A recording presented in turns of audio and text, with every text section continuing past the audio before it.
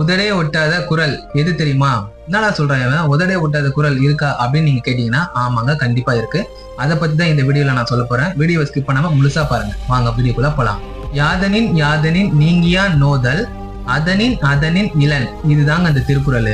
இதோட பொருள் என்னன்னா, எந்தெந்த பொருள்களில் எல்லாம் மனமானது விலகி இருக்கிறதோ அந்த பொருள்களால் நமக்கு துன்பம் கிடையாது. மனது ஒட்டாமல் இருக்க வேண்டும் என்று சொல்லக்கூடிய இந்த குறளை உச்சரிக்கும் போது உதடுகள் கூட ஒட்டாது. உதடு ஒட்டாமல் உச்சரிக்கக்கூடிய ஒரே திருக்குறள் இது மட்டுமே. இது அறத்துப்பால் அதிகாரத்தில் வரும் குறள். திருக்குறளில் இது 341வது திருக்குறள் ஆகும். இப்படி ஒரு கான்செப்ட்ல குறள் இருக்குன்னு நிறைய பேருக்கு தெரிஞ்சிருக்கலாம், ஒரு சில பேருக்கு தெரியாம இருந்திருக்கலாம். அதாவது என்ன போல. சோ தெரியாதவங்களுக்கும் தெரியப்படுத்தணும் அப்படின்றதுக்காக தான் இந்த வீடியோ. பாருங்களேன், திருவள்ளுவர் அந்த காலத்திலேயே எப்படிப்பட்ட ஒரு கான்செப்ட்ல யோசிச்சிருக்காரு. உதடே ஒட்டாம ஒரு திருக்குறளை நமக்காக எழுதி வச்சுட்டு போயிருக்காரு. சூப்பர்ல.